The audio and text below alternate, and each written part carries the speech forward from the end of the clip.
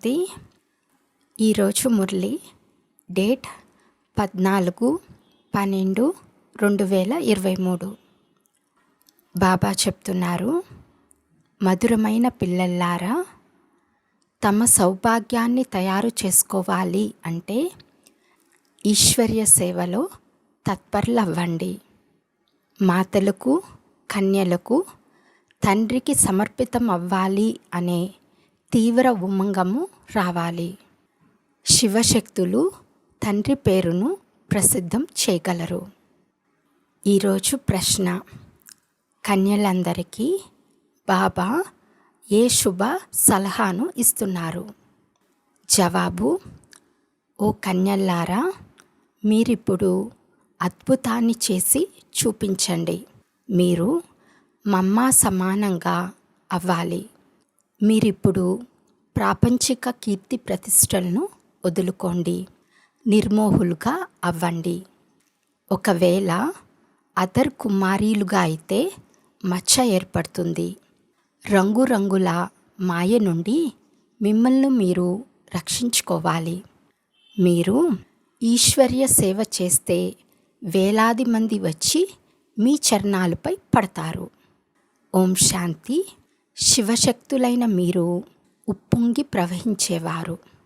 తండ్రిపై బలిహారం అవ్వాలనే తీవ్ర ఉమంగము ఉండాలి. దీనినే అతీంద్రియ సుఖము, అనంతమైన ఖుషి అని అంటారు. ఎదురుగా ఎవరెవరు కూర్చుని ఉన్నారో తండ్రి చూడవలసి ఉంటుంది. వాస్తవానికి తరగతిలో విద్యార్థులు అందరిపై టీచర్ దృష్టి పడే విధంగా కూర్చోవాలి. కానీ ఇది సత్సంగం వలె అయిపోతుంది. కానీ ఏం చేయాలి? డ్రామాలో అయితే ఇలాగే నిర్ణయించబడి ఉంది. తరగతిలో నెంబర్ వారుగా కూర్చోపెట్టలేరు. పిల్లలు తండ్రి ముఖం చూడాలని ఎలా ఆశతో ఉంటారో తండ్రి కూడా అలాగే ఆతృతతో ఉంటారు. పిల్లలు లేని ఇల్లు అంధకారమయమని భావిస్తారు. పిల్లలైన మీరు ప్రకాశింపచేయువారు. భారతదేశంనే కాక పూర్తి ప్రపంచాన్ని ప్రకాశింపచేయువారు. పాట: మాత ఓ మాత, నీవు అందరి భాగ్య విధాత. ఓం శాంతి. ఈ పాట కూడా మీ శాస్త్రమే. సర్వశాస్త్రాలకు శిరోమణి గీత. మహాభారతం, రామాయణం, శివపురాణం, వేద ఉపనిషత్తులు మొదలైన శాస్త్రాలన్నీ గీత నుండే వెలువడ్డాయి. ఎంత విచిత్రము! వీరి వద్ద శాస్త్రాలు ఏవీ లేవు. నాటకాల రికార్డులు వేస్తారని మీ గురించి అంటారు. కానీ ఈ రికార్డుల్లో వెలువడే అర్థంలోనే సమస్త వేద గ్రంథాలు మొదలైన వాటి సారము ఇమిడి ఉందని మీరంటారు. ఇది మమ్మా మహిమ. మాతలైతే అనేక మంది ఉన్నారు, కానీ జగదాంబ ముఖ్యమైనది. ఈ జగదాంబయే స్వర్గద్వారాలను తెరుస్తుంది. మళ్ళీ ఆమె మొదట విశ్వాధికారిగా అవుతుంది. తప్పకుండా తల్లితో పాటు పిల్లలైన మీరు కూడా ఉన్నారు. అందుకే వారికి మీరే తల్లి తండ్రి అని మహిమ ఉంది. శివబాబానే తల్లి తండ్రి అని అంటారు. భారతదేశంలో జగదాంబ మరియు జగత్పిత కూడా ఉన్నారు. కానీ బ్రహ్మకు అంత పేరు కానీ మందిరాలు కానీ లేవు. కేవలం అజ్మీర్లోని బ్రహ్మ మందిరం ప్రసిద్ధిగాంచింది.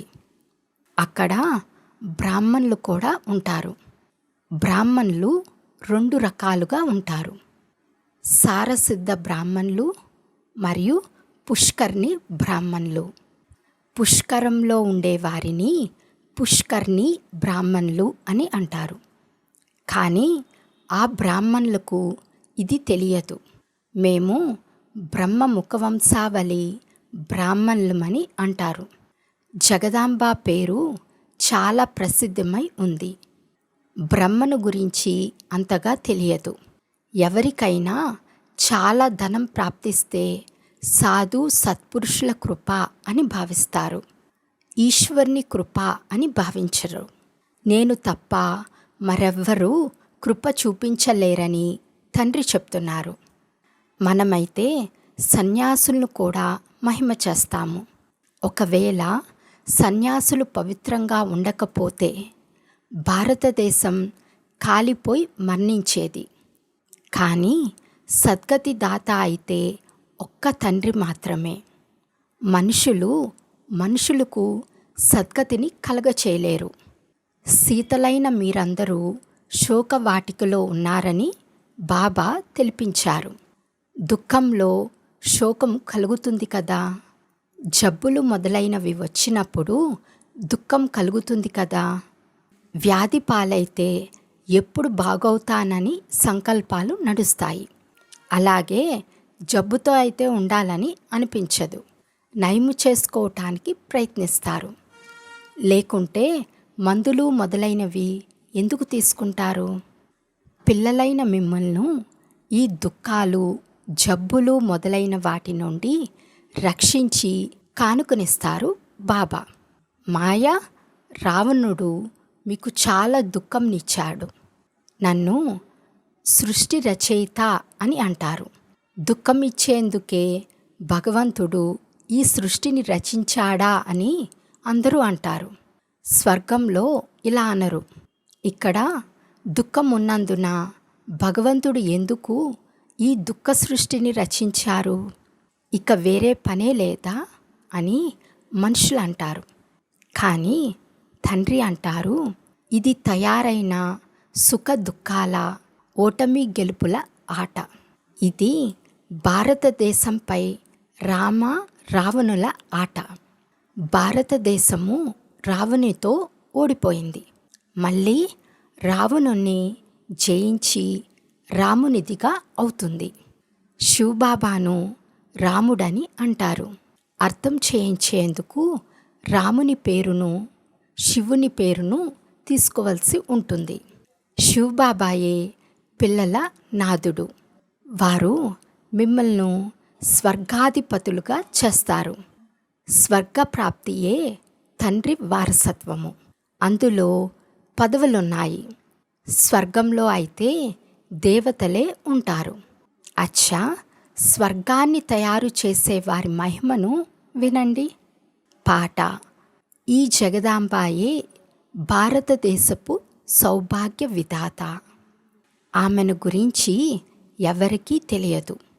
అంబాజీ మందిరాలకైతే దర్శనానికి చాలామంది మనుషులు వెళ్తూ ఉంటారు. ఈ బాబా కూడా చాలాసార్లు వెళ్ళారు. బబుల్నాథ్ మందిరానికి, లక్ష్మీనారాయణుల మందిరాలకు కూడా అనేకసార్లు వెళ్ళి ఉంటారు. కానీ ఏమీ తెలియదు. ఎంత అవివేకిగా ఉండేవాడు. నేనిప్పుడు ఎంత బుద్ధివంతునిగా చేశాను. జగదాంబ బిరుదు భారతదేశ సౌభాగ్య విధాత. ఎంత గొప్పది. మీరిప్పుడు అంబాజీ మందిరానికి వెళ్ళి సర్వీస్ చేయాలి. జగదాంబ 84 జన్మల కథను తెలిపించాలి. మందిరాలు చాలానే ఉన్నాయి. మమ్మ ఈ చిత్రాన్ని అయితే ఒప్పుకోరు. మంచిది, సరే, ఆ అంబామూర్తి గురించే అర్థం చేయించండి. జతలో ఈ పాటను కూడా తీసుకెళ్ళండి. ఈ పాటయే మీ సత్యమైన గీత. సర్వీస్ అయితే చాలా ఉంది కదా. కానీ సర్వీస్ చేసే పిల్లల్లో కూడా సత్యత ఉండాలి. మీరు ఈ పాటను జగదాంబ మందిరంలోకి తీసుకెళ్ళి అర్థం చేయించండి. జగదాంబ కూడా కన్యయే, బ్రాహ్మణి.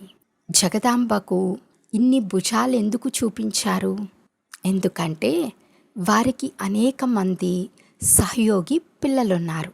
శక్తి సైన్యం కదా. అందుకే చిత్రాలలో అనేక బాహువులను చూపించారు. శరీరాన్ని ఎలా చూపిస్తారు? బాహువుల గుర్తు సహజంగా సుందరంగా శోభిస్తుంది. కాళ్ళను చూపిస్తే ముఖం ఎలా అయిపోతుందో చెప్పలేము. బ్రహ్మకు కూడా భుజాలను చూపిస్తారు. మీరంతా వారి పిల్లలు. కానీ ఇన్ని బాహువులనైతే చూపించలేదు. కావున కన్యలు, మాతలు అయిన మీరు సర్వీసులో తత్పరమవ్వాలి. మీ సౌభాగ్యాన్ని తయారు చేసుకోండి. అంబ మందిరంలో మీరు ఈ పాటను గురించి మహిమ చేస్తే చాలామంది వచ్చేస్తారు. పాత బ్రహ్మకుమారీలు కూడా పొందనంత పేరు తీసుకొస్తారు. ఈ చిన్న చిన్న కుమారీలు అద్భుతాన్ని చేయగలరు. కేవలం ఒక్కరి గురించి కాదు, కన్యలందరికీ బాబా చెప్తున్నారు, వేలాది మంది వచ్చి మీ కాళ్ళపై పడతారు. ఇతరులు ఎవ్వరి ముందు వారి కాళ్ళపై అంతమంది పడరు. అయితే ఇందులో లోక గౌరవ మర్యాదలను వదలాలి. పూర్తి నిర్మోహులుగా అవ్వాలి. నేను వివాహం చేసుకోను. పవిత్రంగా ఉండి భారతదేశాన్ని స్వర్గంగా తయారు చేయు సేవ చేస్తానని చెప్పాలి. అదర్ కుమారిపై అయితే మచ్చపడి ఉంటుంది. కుమారికి వివాహం అవ్వగానే మచ్చపడటం ప్రారంభమవుతుంది. రంగురంగుల మాయ అంటుకుంటుంది. ఒక్క జన్మలోనే మనుషులు ఎలా ఉండేవారు, ఎలా అయిపోతారో చూడండి. మమ్మ కూడా ఈ జన్మలోనే అలా అయింది కదా. వారికి అల్పకాలిక పదవులు లభించాయి. మమ్మకు 21 జన్మలకు గౌరవం, పదవి లభిస్తుంది. మీరు కూడా నరుని నుండి నారాయణునిగా, నారి నుండి లక్ష్మిగా అవుతున్నారు. సంపూర్ణంగా ఉత్తీర్ణులైతే మళ్ళీ దైవీ జన్మ లభిస్తుంది.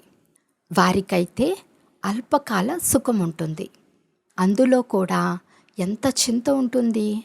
మనమైతే గుప్తంగా ఉన్నాము. మనకు బాహ్య ఆడంబరము అవసరం లేదు. వారు వెలుపలకి ఆడంబరం చేస్తారు. ఈ రాజ్యము మృగతృష్ణ సమానమైనది. శాస్త్రాల్లో కూడా ద్రౌపది అందుని సంతానం అందులే అని అంటుంది.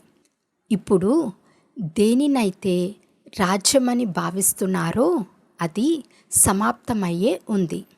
రక్తపు నదులు ప్రవహిస్తాయి. పాకిస్తాన్ మరియు భారతదేశం విభజన జరిగినప్పుడు ఇంటింట్లో ఎన్ని మారణహోమాలు, దాడులు జరిగాయి. ఇప్పుడైతే నడివీధుల్లో దాడులు జరుగుతాయి. ఎంత రక్తం ప్రవహిస్తూ ఉంటుంది. దీనిని స్వర్గమని అంటారా? నూతన భారతదేశం, కొత్త ఢిల్లీ ఇదేనా? నూతన భారతదేశం అయితే ఫరిస్తాన్కా అంటే దేవకాంతుల నివసించు ప్రదేశంగా ఉండేది. ఇప్పుడైతే వికారాలు ప్రవేశించి ఉన్నాయి. ఇవి పెద్ద శత్రువులు. రామ, రావణుల జన్మను భారతదేశంలోనే చూపిస్తారు. శివ జయంతిని విదేశాలలో జరుపుకోరు. రావణుడు ఎప్పుడు వస్తాడో మీకు తెలుసు. పగలు పూర్తి అయి రాత్రి వస్తూనే రావణుడు వచ్చేస్తాడు. దీనిని వామ మార్గమని అంటారు. వామ మార్గంలోకి వెళ్ళటం ద్వారా దేవతలకు ఏ గతి పట్టిందో కూడా చూపిస్తారు. పిల్లలు సర్వీస్ చేయాలి. ఎవరైతే స్వయం జాగృతులై ఉంటారో వారే ఇతరులను మేల్కొల్పుతారు. బాబా ఏమో శుభచింతకులు. వీరికి మాయ చెంపదెబ్బ ఎక్కడ తగలరాదని శుభకామన్ను ఉంచుతారు. వ్యాధి ఉంటే సర్వీస్ అనేది చేయలేరు. జగదాంబాకే జ్ఞాన కలశం అనేది లభిస్తుంది. లక్ష్మికి కాదు. లక్ష్మీ చేతిలో దానము చేసేందుకు ధనాన్ని చూపిస్తారు. కానీ అక్కడైతే దానము మొదలైనవి ఉండవు. సదా పేదవారికే దానము ఇవ్వబడుతుంది. కావున కన్యలు ఇలా మందిరాలకు వెళ్ళి సర్వీసు చేస్తే చాలామంది వస్తారు, మెచ్చుకుని అభినందిస్తారు, కాళ్ళపై పడతారు. మాతలకు కూడా గౌరవం అనేది ఉంటుంది. మాతలు వినగానే చాలా సంతోషపడతారు. పురుషులకైతే తమ అహంకారం ఉంటుంది కదా. ఈ సాకార బాబా బాహిర్యామి అని ఇతనిలో ఉండే నాదుడు నాదులకే నాదుడు అని బాబా అర్థం చేయించారు. కృష్ణుని లార్డ్ అని అంటారు కదా, కానీ కృష్ణునికి కూడా లార్డ్ ఆఫ్ లార్డ్ ఆ పరమాత్మయే. వారికి ఈ ఇల్లు ఇవ్వబడింది, కావున మీరు యజమాని మరియు భూస్వామిని కూడా అయినారు. ఇతడు పురుషుడు మరియు స్త్రీ కూడా. విచిత్రము కదా. భోగ్ పెడుతున్నారు, మంచిది. బాబాకు అందరి ప్రియ స్మృతులు తెలపండి. ఖుషీతో పెద్ద నమస్కారాలు పంపుతాము. ఇది ఒక ఆచారము. ప్రారంభంలో ఎలాగైతే సాక్షాత్కారాలు జరిగాయో అలా చివరిలో కూడా బాబా చాలా ఆహ్లాదపరుస్తారు. ఆపులోకి చాలామంది పిల్లలు వస్తారు. ఎవరు ఉంటారో వారు చూస్తారు. అచ్చా. రాత్రి క్లాసు తేదీ 8/4/1968. రాత్రి క్లాసులో బాబా చెప్తున్నారు, ఈ ఈశ్వర్య మిషన్ కొనసాగుతోంది. ఎవరైతే మన దేవీ దేవతా ధర్మానికి చెందినవారో వారే వచ్చేస్తారు.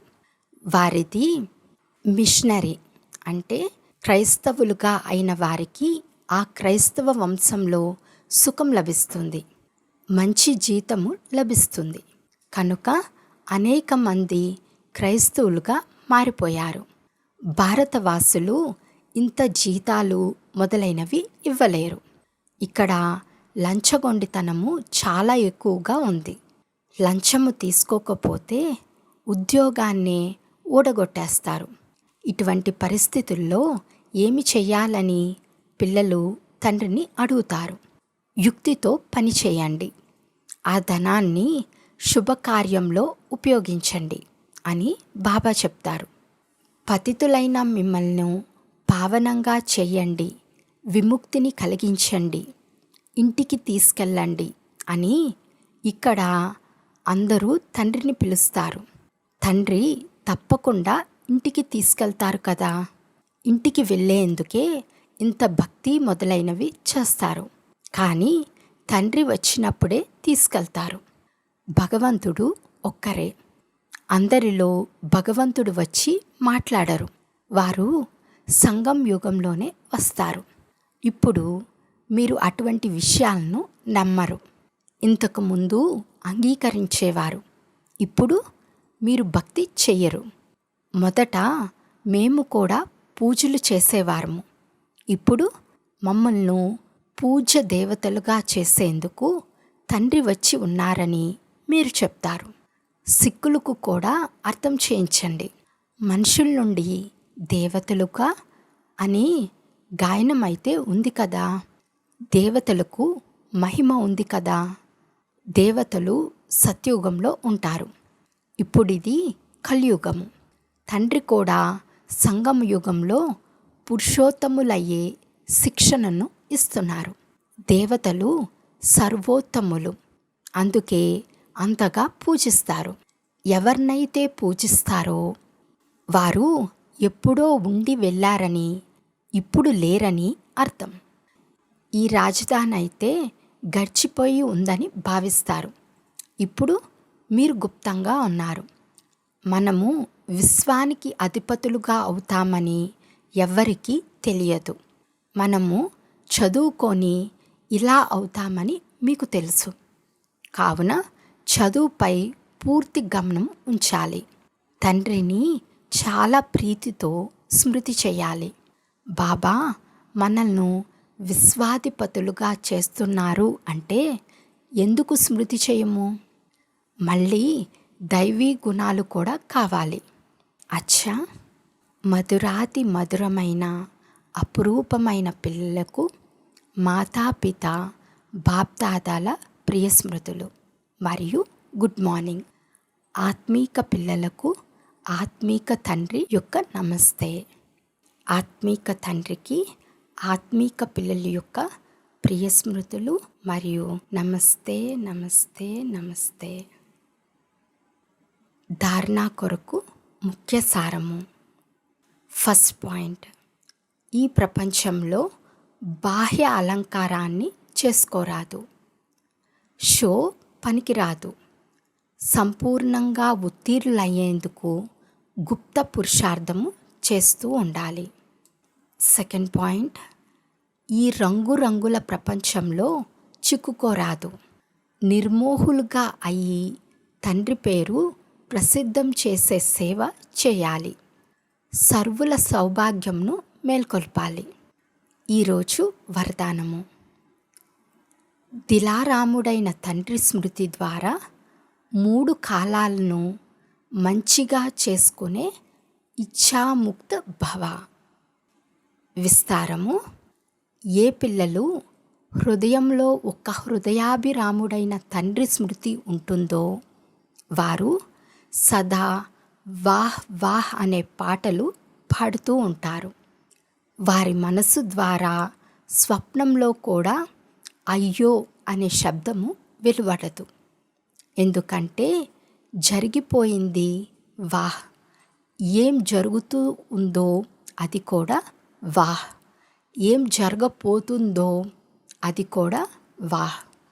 3 కాలాలు వాహ్ వాహ్ అనగా మంచి కంటే మంచివి. ఎక్కడైతే అంతా బాగుంటుందో అక్కడ ఏ విధమైన కోరిక ఉత్పన్నమవ్వదు. ఎందుకంటే అన్ని ప్రాప్తులు ఉన్నప్పుడే బాగుంది అని అంటారు. ప్రాప్తి సంపన్నులుగా అవ్వటమే ఇచ్ఛాముక్తులుగా అవ్వటం. స్లోగన్. సంస్కారాలను ఎంత శీతలంగా చేసుకోవాలి అంటే కోప సంస్కారము కానీ ఆవేశ సంస్కారము కానీ ఎమర్జ్ అవ్వరాదు. అచ్చా, ఓం శాంతి.